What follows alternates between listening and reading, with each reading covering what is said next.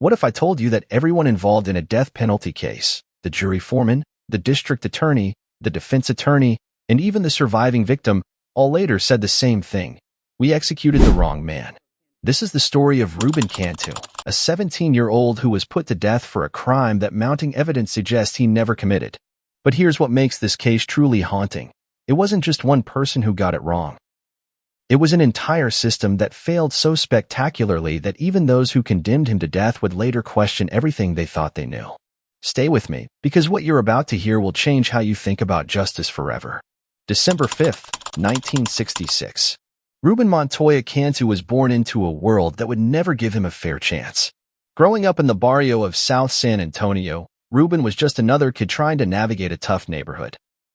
His parents were divorced. He attended special education classes at South San High School, and like many teenagers in his situation, he joined a group called the Gray Eagles. But Ruben wasn't a killer. He was a kid who made mistakes, stealing cars, getting into trouble with neighborhood cops. The kind of teenager who needed guidance, not a death sentence. Yet somehow, this quiet, troubled boy would become the center of one of the most controversial executions in Texas history. Juan Moreno was 19 years old when his life changed forever. Barely older than Ruben himself, Juan was trying to make it in America as an undocumented immigrant. He had no idea that one night would turn him into the key witness in a capital murder case, and that years later, he would recant his testimony, saying he felt pressured by authorities to identify someone he wasn't sure about.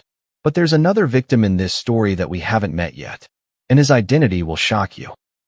It was a typical night in South San Antonio when two teenagers entered a vacant house under construction. What happened next would set in motion a chain of events that would cost an innocent man his life. The house was supposed to be empty. Instead, two men were inside, Juan Moreno and Pedro Gomez. What the teenagers thought would be an easy robbery turned into something far more tragic. Shots were fired. Pedro Gomez was killed. Juan Moreno was left fighting for his life, barely surviving what should have been a double murder. When police arrived at the scene, they found something that would later become crucial to understanding how wrong this case went. No murder weapon. No fingerprints. No physical evidence whatsoever. All they had was Juan Moreno, clinging to life in a hospital bed, and his account of what happened. But here's where the story takes its first dark turn. The police investigation that followed wasn't driven by evidence. It was driven by something else entirely. Something that would lead them to the wrong teenager, and ultimately, to the wrong conclusion. The attack was brutal and swift. Two teenagers, one older, around 17 or 18, one younger, entered the vacant house where Juan Moreno and Pedro Gomez were present. What started as a robbery escalated into violence when shots were fired. Pedro Gomez was killed instantly. Juan Moreno, shot and critically wounded, somehow survived. As he lay bleeding, barely conscious, he got a glimpse of his attackers, two Mexican teenagers from the neighborhood. That's all he could tell police initially. Just two teenagers. No names, no detailed descriptions, nothing that would immediately point to any specific suspects. The crime scene told a story of chaos and violence, but it also revealed something else. Whoever did this left no trace behind. No fingerprints, no DNA, no murder weapon. The only evidence was the testimony of a critically injured 19-year-old immigrant who was fighting for his life. But the case had gone cold. For months passed with no arrests, no leads, no progress. The police were under pressure to solve the murder, and they were getting nowhere. That's when something completely unrelated happened that would change everything. And that's when Ruben Cantu's name first entered this story. Police had nothing except Juan Moreno's initial description of two Mexican teenagers. They had shown him mugshots of every kid in the neighborhood while he was still in the hospital. He couldn't identify anyone. Then, on one night at the Scarborough Lounge, everything changed. Ruben Cantu got into an altercation with a man at the bar. What Ruben didn't know was that this man was Joe de la Luz, an off-duty police officer carrying two concealed weapons. The fight escalated, and Officer de la Luz was shot 4 times. He survived, but barely. Here's where the story gets truly disturbing. Ruben was never prosecuted for shooting the police officer. There wasn't enough evidence. But the sergeant investigating Pedro Gomez's murder was a close friend of the wounded officer. And suddenly, Ruben Cantu became the prime suspect in a completely unrelated murder case. The very next day after the bar shooting, that same sergeant sent an officer to visit Juan Moreno again. This time, They showed him Ruben's photo. Moreno still couldn't identify him. The day after that, they visited again. Still no identification. But on the third visit, something changed. This time, when police visited Juan Moreno, they didn't just show him photos. They said a name, Ruben Cantu. And suddenly, after months of being unable to identify anyone, Juan Moreno pointed to Ruben's photo and said, "That's him." What happened between the second and third visit? What made Juan Moreno suddenly remember Ruben Cantu? The answer to that question would haunt everyone involved in this case for years to come. Ruben Cantu was the kind of teenager that society often writes off before giving him a chance. Born into poverty in South San Antonio, he lived in a world where opportunities were scarce and trouble was easy to find. His parents were divorced, leaving him without stable guidance during his most formative years. At South San High School, Ruben attended special education classes. He wasn't academically gifted, but he wasn't stupid either.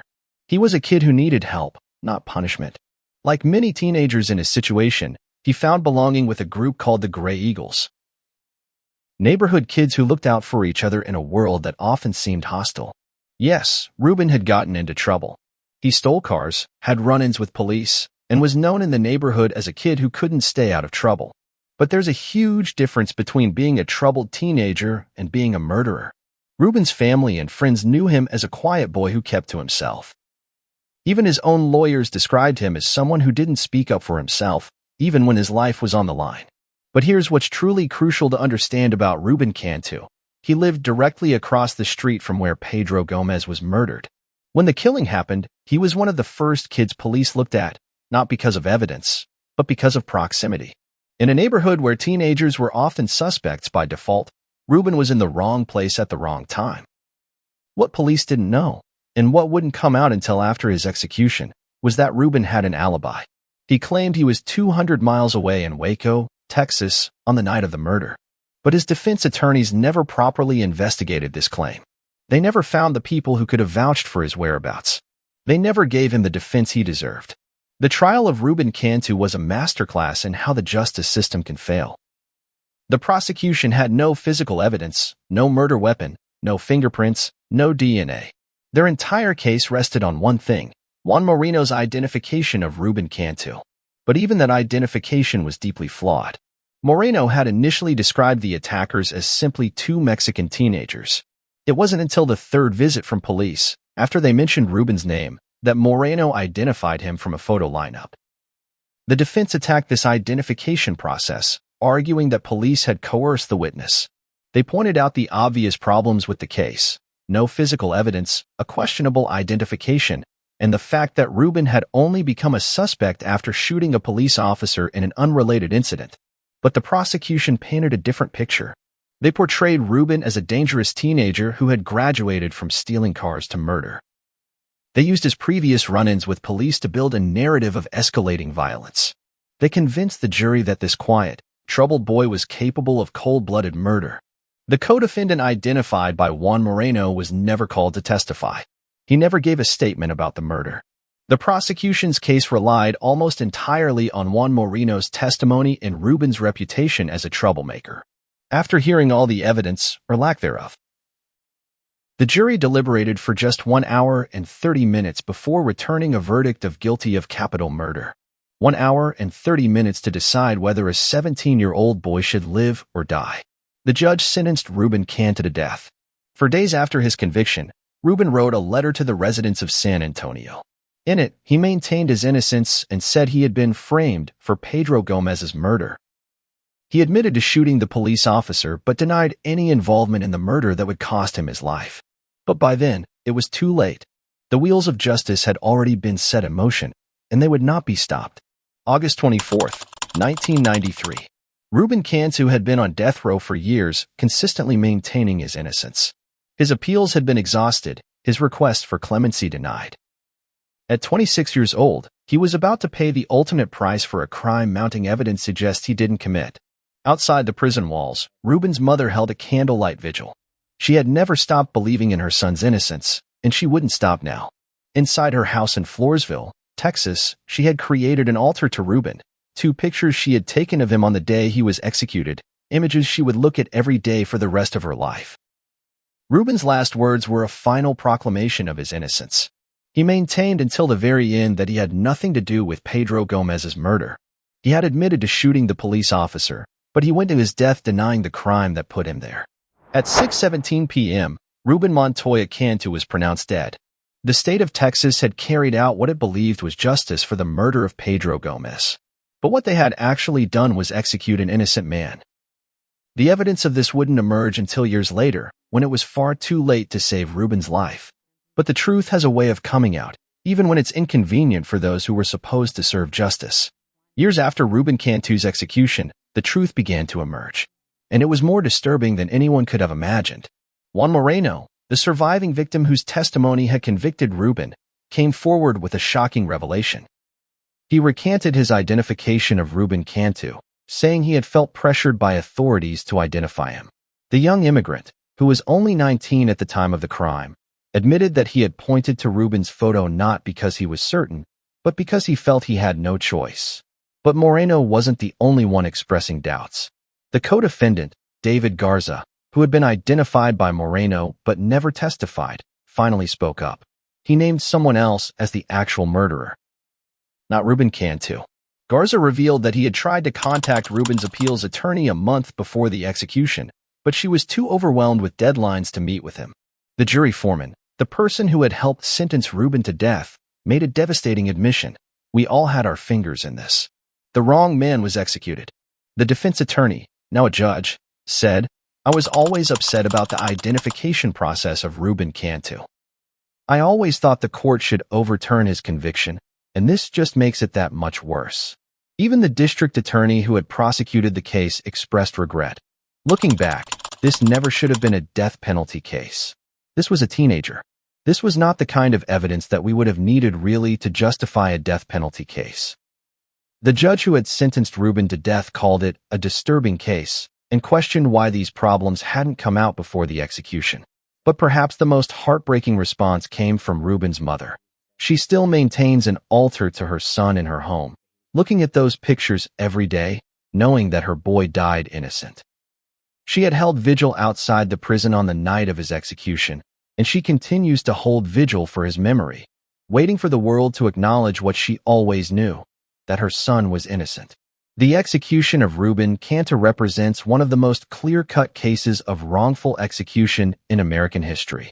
Every key player in the case, from the jury foreman to the district attorney to the surviving victim, has expressed doubt about his guilt. The co-defendant has named someone else as the real killer. The witness admitted to feeling pressured to identify someone he wasn't sure about. And yet, Ruben Cantu is still dead. There are no second chances when it comes to execution. No appeals court can bring back a life that was wrongfully taken. No new evidence can undo the ultimate punishment. This is not just a story about one young man who was failed by the justice system. It's a warning about what happens when we prioritize solving cases over finding the truth, when we allow pressure and prejudice to override evidence and reason, when we trust a system that is operated by fallible human beings but demands irreversible consequences. The case of Ruben Cantu forces us to confront an uncomfortable truth. If we can execute an innocent person once, we can do it again. And if we're willing to accept that risk, we must ask ourselves what kind of justice we're really serving. Justice should never come at the cost of truth. And when mistakes happen in capital cases, lives are lost, and there are no second chances. Remember Ruben Cantu. Remember that he was 17 years old when he was accused of murder, 26 when he was executed, and innocent throughout it all. Remember that justice delayed is justice denied, but justice rushed can be justice destroyed. This is not just a story. It's a warning. Because when it comes to matters of life and death, there should be no room for doubt, no shortcuts to justice, and no executions of the innocent. Subscribe for more true stories that matter. And remember, the truth may be uncomfortable, but it's always worth fighting for.